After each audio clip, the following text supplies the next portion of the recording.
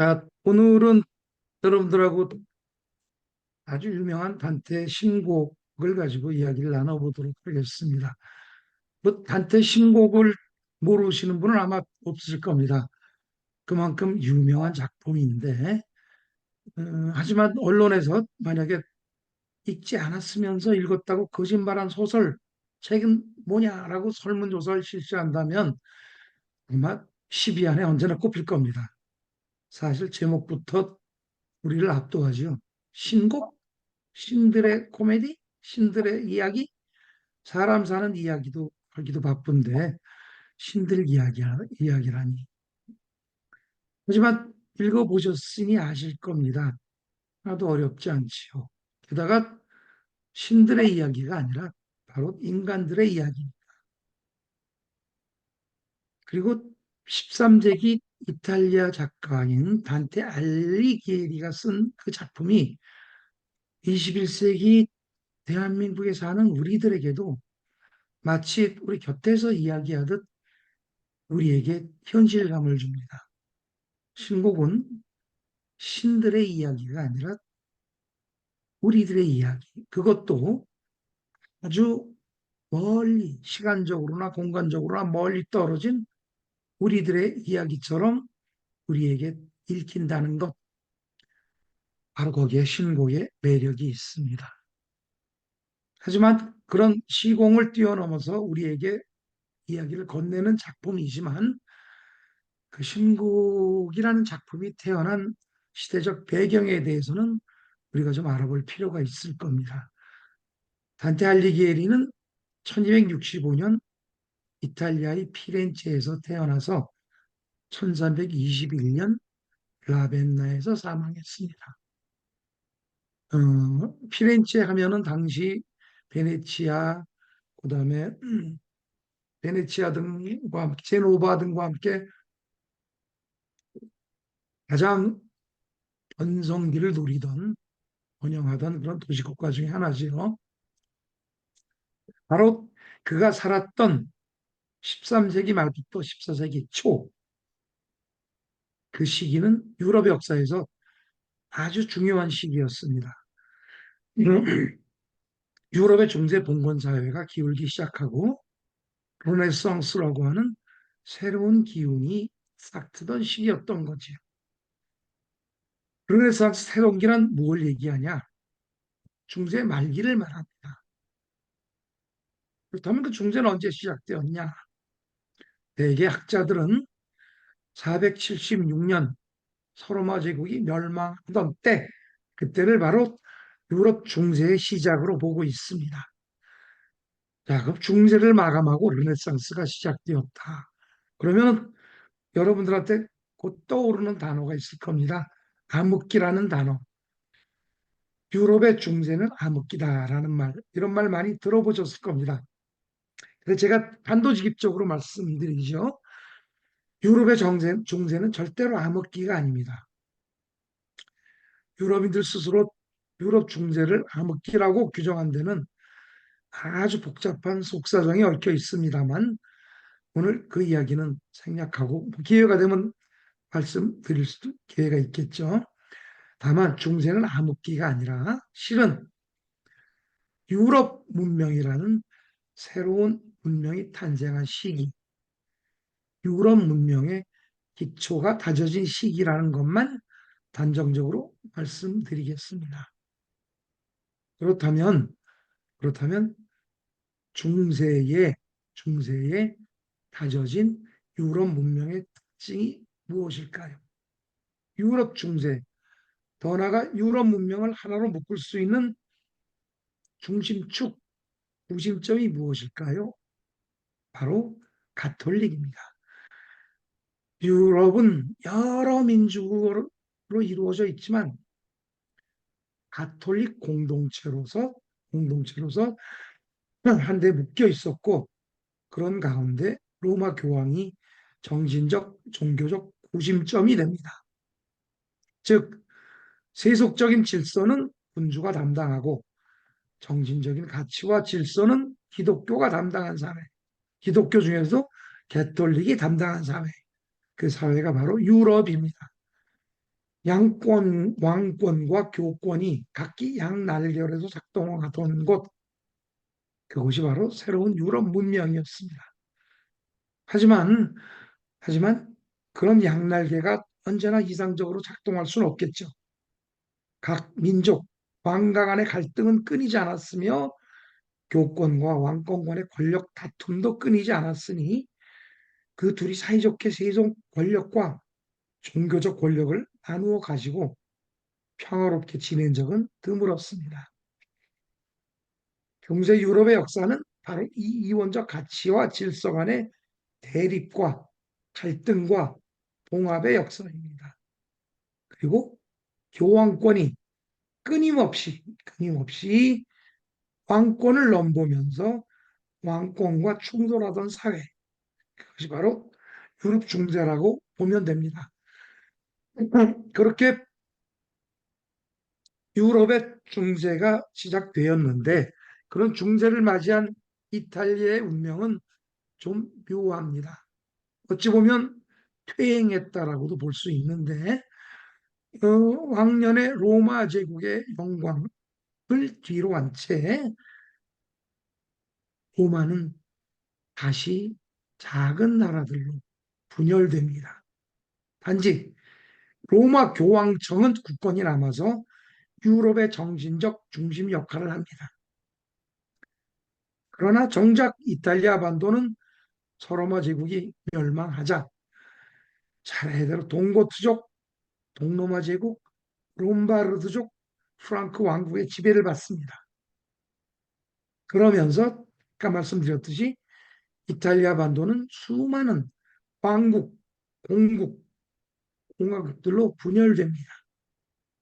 마치 로마가 이탈리아 반도를 통일하기 이전 상태로 데려간 것과 같이 된 거지요. 한때는 이탈리아 반도가 그렇게 분열되어 있던 상태에서 피렌체 공화국에서 태어납니다. 당시 피렌체는 공화국이었습니다. 그리고 그 이탈리아 반도 전체를 11세기부터 신성 로마 제국이 통치합니다. 이름은 신성 로마 제국이지만 실질적으로는 독일 제국으로 알면 됩니다. 독일 제국의 지배를 받고 있는 거지. 그런데 정치적으로는 신성 로마 제국 황제가 이탈리아 반도를 지배하고 있었지만 그 권한이 절대적이 아니었습니다. 뭐죠? 이미 세속적으로도 대단한 권력을 지닌 교황권과 교황권과 언제나 부딪히고 맞서고 대립하고 있던 그런 상황이었습니다. 따라서 이탈리아 내부에 치열한 정쟁이 벌어지고 피렌체도 마찬가지였습니다. 누구나 한편은 교황권을 옹호하고 한편은 황제를 옹호하고 지금 생각하면은 교황을 옹호하는 파는 일종의 자주 독립파, 그다음에 황제를 옹호하는 파는 뭐라고 그럴까요? 그 배국노 뭐 이렇게 그렇게 얘기할 수도 있겠네요. 어쨌든 간에 그 이탈리아 반도가 교황 옹호파와 황제 옹호파 간의 치열한 권력 다툼, 정권 다툼이 벌어지고 피렌체도 전체가 교황을 옹호하는 구엘프당, 겔프당이라고도 있고 구엘프당이라고도 있는데 구엘프당과 신성 로마 제국 황제를 옹호하는 기벨린 당으로 갈라져 싸우게 됩니다. 한테는 물론 교황 지지파인 구엘프당파였고 실제로 정치 활동도 아주 왕성하게 했습니다.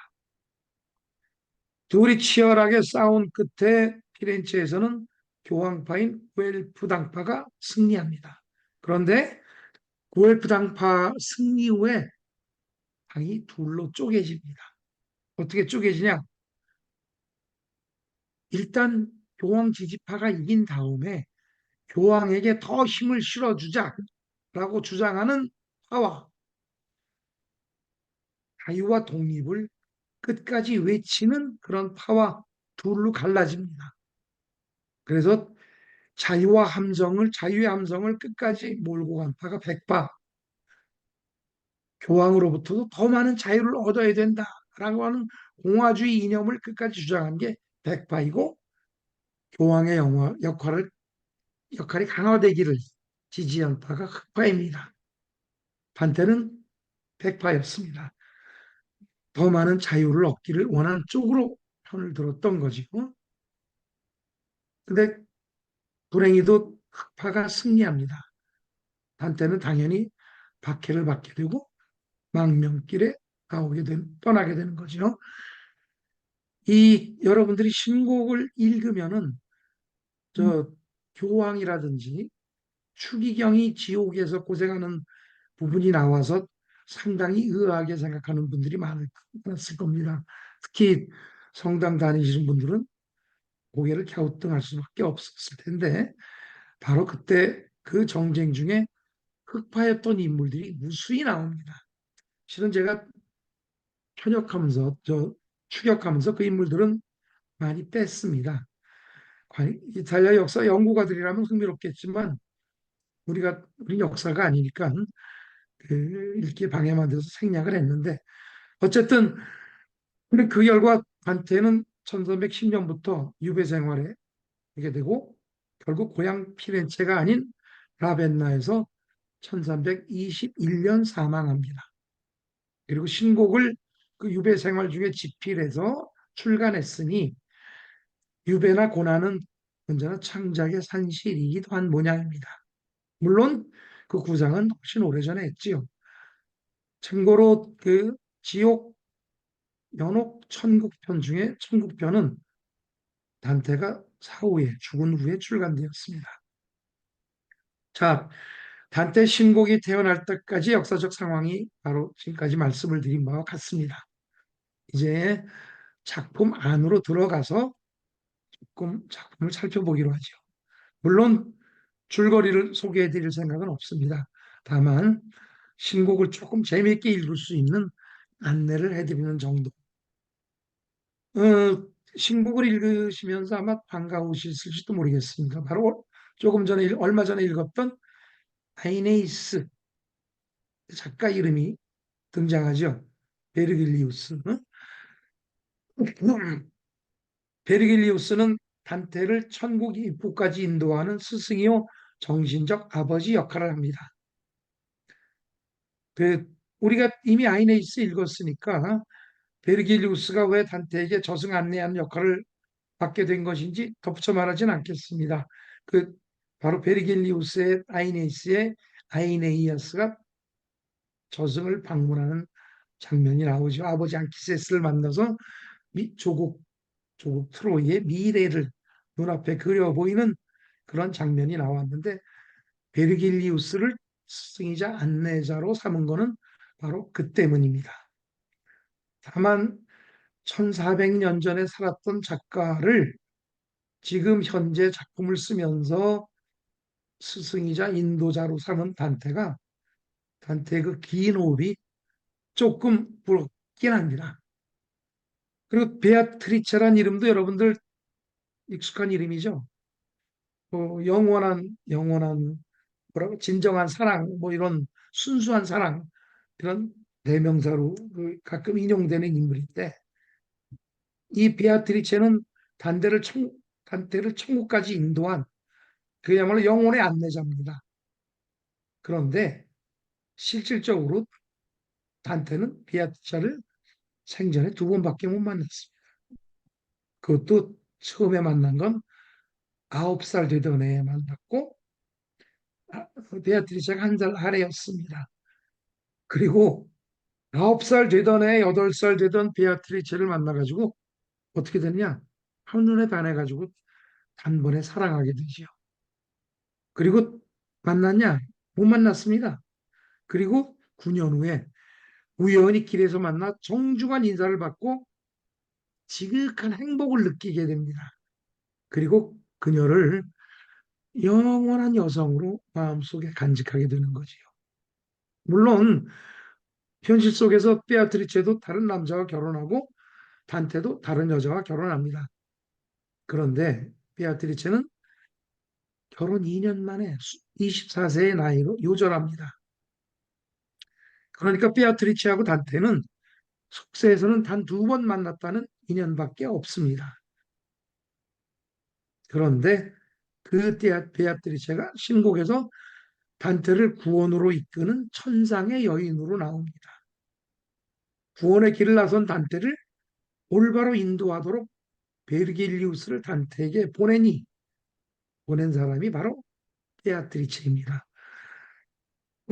또한 지옥과 연옥을 거쳐온 단테를 직접 천국으로 인도하는 것이 바로 베아트리체입니다. 어떻게 이해하면 될까요? 속세에 물들기 전에 순수한 사랑이 그를 구원으로 이끌었다. 이렇게 이해하면 될 것 같습니다. 9살 철부지 때 무슨 진정한 사랑을 느꼈을 것인가 라고 의문 가질 필요는 없습니다. 중요한 것은 그 순수한 사랑의 감정을 한테가 평생 잊지 않고 있었다는 사실. 그것이 이 베아트리체를 천국으로 인도하는 영혼의 인도자로 삼은 이유라고 보면 될 것입니다. 자, 이제 작품 속으로 조금 들어가 보지요. 신곡은 지옥편, 연옥편, 천국편의 세 부분으로 이루어져 있습니다. 자, 그리고 죄를 지은 자들은 일부는 지옥편, 일부는 연옥편에서 벌을 받고 있습니다. 그렇다면 우리가 질문을 던져보기로 하지요. 과연 지옥과 연옥의 차이는 뭘까요?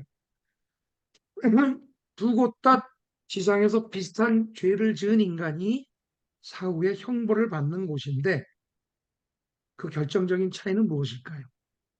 누구는 지옥에 가고 누구는 연옥에 가는 걸까요? 자, 그 차이는 바로 여기 있습니다. 그 형벌에서 영원히 벗어날 수 없느냐, 아니면은 죄를 씻고 벗어날 수 있느냐, 여기에 큰 차이가 있습니다. 물론 전자가 지옥이고 후자가 연옥입니다. 연옥을 영어로 표기하면 purgatory, 즉 펄게이션, 정화가 이루어지는 곳이라는 뜻입니다. purgatuar라고 읽는데 그때 들어가는 단어가 pure, pure, 순수한이라는 뜻의 pure가 들어있습니다. 그러니까 연옥은 죄를 지은 자가 들어가는 곳이긴 해도 죄를 씻고 천국에 갈 준비를 할 수 있는 곳, 요즘식으로 하면 뭡니까? 교도소죠, 교도소. 올바른 길로 이끄는 곳. 죄를 씻고 그보다 가벼운 죄를 지은 다음, 가벼운 죄를 지은 다음 단계로 상승할 수 있는 곳, 그것이 바로 연옥입니다. 하지만 지옥은 다릅니다. 지옥에서 형벌을 받는 자들은 지금 받고 있는 형벌을 영원히 받습니다. 같은 형벌이 영원히 계속됩니다. 여기서 여러분께 농담처럼 질문을 한 가지 던져보겠습니다. 여러분, 지옥에 가고 싶으세요? 아니면 연옥에 가고 싶으세요? 물론 천국에 가고 싶은 분이 대부분이겠지만 그분이 워낙 좁으니까 지옥과 연옥 중 양자택일이 훨씬 현실적이겠죠. 자, 솔직히 말씀드리죠. 저라면은 연옥보다는 차라리 지옥을 택할지 모르겠습니다. 무슨 소리냐? 구원의 가능성이 없는 곳으로 가겠다고? 하지만 그 징벌의 내용을 살펴보면 제가 지옥을 택할지도 모르겠다고 말씀드린 걸 이해하실 수도 있을지 모를 겁니다. 우선 연옥은 정말 지내기 어려운 곳입니다. 한 단계에서 참여와 정화를 해냈다. 그러면 그것으로 끝이냐? 아닙니다. 그 다음 단계가 기다리고 있고 위로 올라갈수록 이겨내기 어려운 형벌이 또 기다리고 있고 그렇다고 해서 최종 목표인 천국에 도달하리라는 기약도 없고 거기까지 갈 만큼 내 그 시련을 벌을 이겨낼 수 있을까 하는 그런 자기에 대한 신념도 없고 게다가 그 시간은 거의 영겁에 가까울 정도로 길고 정말 우리를 기죽이는 요소가 한둘이 아닙니다. 대신 지옥은 어떤가요? 그냥 주어진 형벌을 묵묵히 받기만 하면 됩니다. 그냥 미래가 없는 게 조금 문제긴 하지만 그냥 눈을 아래로 깔고만 있으면 됩니다. 그뿐 아닙니다. 우리가 지옥을 택할지도 모르는 더 결정적인 이유가 있습니다. 뭘까요? 한번 작품을 찬찬히 다시 한번 상기해 보세요. 지옥은 지상에서 죄를 지은 자가 지상에서 부리던 그 욕심을 한껏 채우는 곳입니다. 연옥은 그 욕심을 자제하고 참고 견뎌야만 하는 곳입니다. 같은 죄를 지었어도 죄에 대한 벌의 성격이 완전히 달라지는 것입니다. 딱 둘만 예를 들어보죠. 우선 식탐입니다. 탐이면 식탐은 웬만한 사람이 다 가지고 있는데 그것도 죄에 속하니 평소에 좀 음식 욕심이 많은 분은 좀 조심해야 될지도 모르겠습니다. 어쨌든 모두 아홉 구렁으로 이루어진 지옥에서 식탐을 저지른 자들은 제3지옥에서 벌을 받고 있으니까 좀 가벼운 죄를 범한 셈이긴 합니다. 어쨌든 식탐을 저지르고 지옥에 간 자가 무슨 벌을 받는지 한번 볼까요? 그곳은 온통 비가 내리는 가운데 온통 비가 내리는 가운데 온통 진흙탕입니다. 그리고 무슨 벌을 받냐? 그 진흙을 입에 우겨 넣는 벌을 받고 있습니다. 맛이 없고 영양가가 없어서 그렇지 실컷 먹는 벌을 받고 있는 셈입니다. 너 그렇게 먹는 것에 욕심냈지? 그러니 죽어서도 실컷 먹어봐. 이게 받고 있는 벌입니다. 실은 뭘 얘기합니까? 네가 탐냈던 게 진흙탕일 뿐이야. 뭐 이런 그런 상징적인 의미도 있는 거죠. 대신 그런데 같은 죄를 짓고 연옥에 간 자들은 무슨 벌을 받고 있는지 한번 보시죠. 그 사람들도 비교적 가벼운 벌을 받고 있지만 우리가 보기에는 결코 가볍지 않습니다. 연옥에서 그 벌을 받고 있는 자들은 척 보기에는 지옥보다 훨씬 좋은 환경에서 지냅니다. 주변에 과실도 풍성하고 먹을 것도 많은 곳에서 지냅니다. 그런데 그런데 다 삐쩍 말라 있죠. 왜? 그것들을 먹고 싶은 욕심을 견뎌야만 하기 때문입니다. 그 유혹을 견뎌내야만 그 다음 단계로 갈 수 있는 곳, 그곳이 식탐에 빠진 자들이 벌을 받고 있는 연옥입니다. 자, 여러분들 보시기에 어느 그 벌이 더 가혹하고 견디기 어렵습니까? 진흙이라도 실컷 먹는 게 나은가요? 아니면 주변에 온통 먹을 게 널려 있는데도 굶주림에 시달리면서 참는 게 나은가요? 한번 솔직히 스스로에게 질문하시고 대답해 보시기 바랍니다. 사실 지옥은 우리가 지상에서 했던 죄를 다시는 범하지 못하게 벌을 주는 곳이 아닙니다. 그 죄를 실컷 범하게 만드는 곳, 거기가 지옥입니다. 아까 말씀드린 연옥의 교도소로서의 그 성격 특성이 전혀 없는 곳, 거기가 지옥이지요. 자, 그러니 역설적으로 그곳은 천국일지도 모릅니다. 무슨 천국? 악마가 여기가 천국이다라고 유혹하는 곳, 내 욕심 한껏 채워봐 라고 유혹하는 곳, 우리가 그 유혹에 넘어가기 쉬운 바로 그곳, 그곳이 지옥일지도 모릅니다. 자, 그런 관점으로 지옥에 빠진 자들이 무슨 벌을 받고 있는지 한번 좀 살펴볼까요? 무력에 빠졌던 자들, 이들은 어떤 벌을 받고 있습니까? 돈이라는 무거운 짐에서 벗어나는 그런 벌을 받는 게 아니라 돌로 변한 돈을 짊어진 채 계속 같은 자리를 맴돌고 있습니다. 내가 탐냈던 무력 돈 이건 돌이야. 황금을 보기를 돌같이 하라는 우리 그 옛날 얘기도 생각나는데 지상에서 싸움만 일삼던 놈은 지옥에 가서도 실컷 싸웁니다. 남을 피 흘리게 한 자는 어떤 벌을 받느냐? 아예 피해 강물에서 실컷 피해 맛을 보고 거의 모든 벌이 다 그래요. 이간질의 일삼인 자들은 세상을 찢는 재미에 빠져 살았으니 여기서 이제 아예 제 몸을 찢는 벌을 받고 살고 사기꾼들 거짓말쟁이들은 온통 전염병으로 썩어가는 지옥에서 지냅니다. 내 거짓말로 세상을 썩게 만들었으니 내 원대로 온통 썩은 곳에서 지내라. 내가 원한 게 그게 아니야. 어떻습니까? 지옥은 분명 지상에서의 욕심을 죽어서도 채우는 곳이죠. 아주 매력적이죠. 그런데 그곳은 분명히 지옥입니다. 매력적이지만 지옥입니다. 그곳이 지옥인 이유는 딱 한 가지. 절대로 거기서 벗어날 수 없기 때문입니다.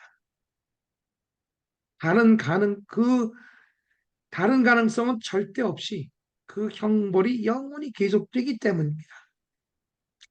그 형벌은 하느님이 최후의 심판을 아래 그들을 다시 심판할 때까지 계속됩니다. 그 형벌의 무서움은 형벌의 내용에 있는 게 아니라 형벌이 영원히 계속된다는데 바로 그 숨막히는 현실에 있습니다. 반대로 연옥에는 변화의 가능성이 있고 상승의 가능성이 있으며 구원의 가능성이 있습니다. 그러니까 지금의 고통 속에 희망이라는 희망이라는 아주 중요한 요소가 그 안에 들어 있습니다. 다시 말씀드리지만 그것이 바로 지옥과 연옥의 근본적인 차이입니다. 그렇다면은 마지막으로 우리가 질문을 던질 수 있겠죠? 누가 지옥에 가고 누가 연옥에 가는가? 너무 자명하지요?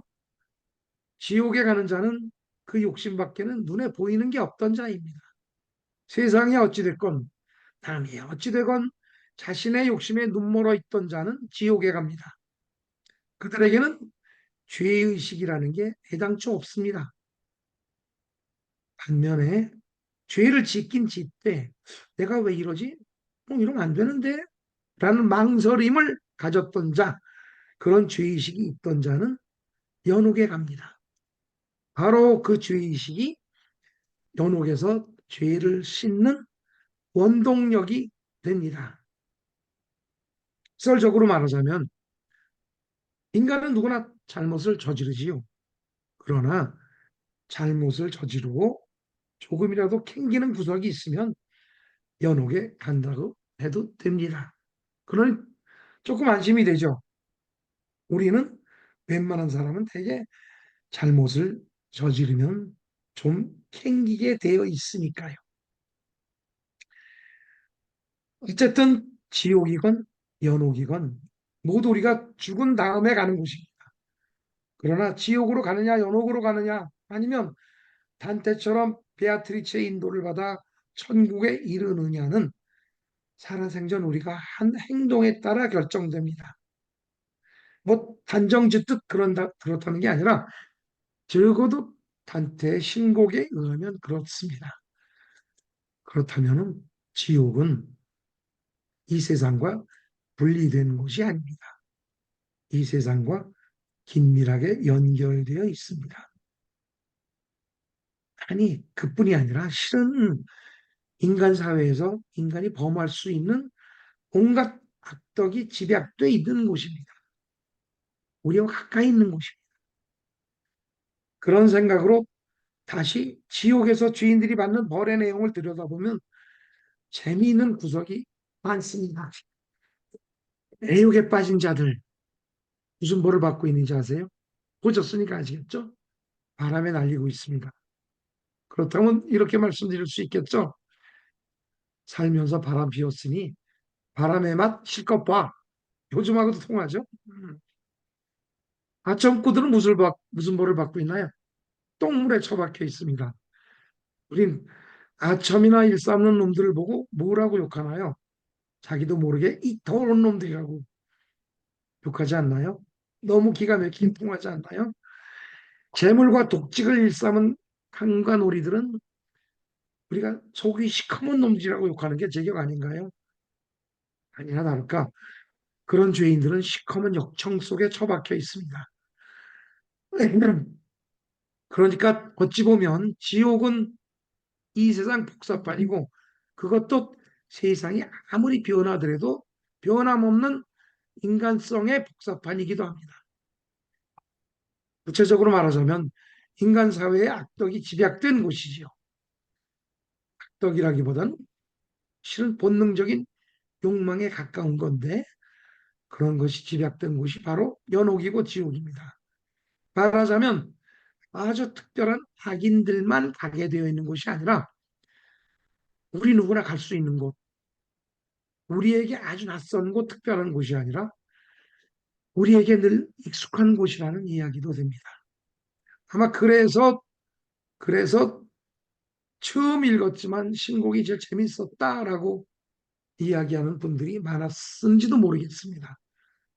신곡에 나오는 죄들을 한번 쭉 나열해 볼까요?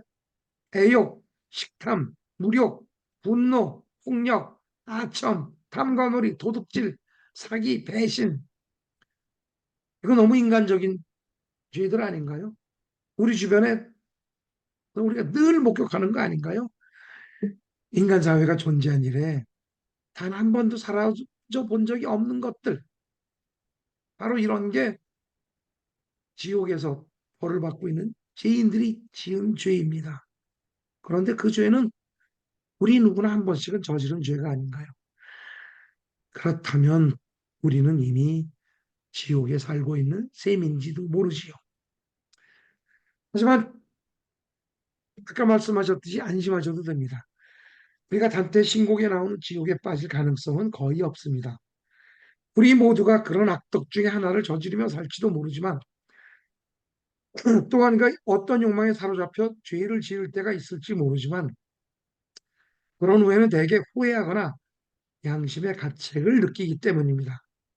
비록 그 어떤 죄를 저지르더라도 그 욕망에만 사로잡혀 아무것도 눈에 들어오지 않는 경우는 거의 없기 때문입니다. 우리에게는 죄만 존재하는 게 아니라 덕목도 존재하고 양심도 존재하고 참아 못하는 마음이 존재하기 때문입니다. 그렇다고 우리 모두 순수한 영혼을 고이 간직한 채 곧바로 천국행 티켓을 손에 넣을 수 있는 것도 아닙니다. 감히 말하지만 그런 경우는 거의 없습니다. 그렇다면 우리는 혹시 연옥에 살고 있는 거 아닐까요? 죄를 범했고 죄를 지금도 범하고 있지만 언제고 그 죄를 씻을 수 있는 가능성 그 안에서 살고 있는 게 아닐까요? 우리 한번 묻기로 하죠요. 우리가 영원히 그런 연옥 속에서 살 수밖에 없다는 것. 그게 인간에게 주어진 형벌일까요? 축복일까요? 단테의 신곡을 읽으면서 이런 복잡한 질문을 끝으로 말씀을 그치도록 하겠습니다. 감사합니다.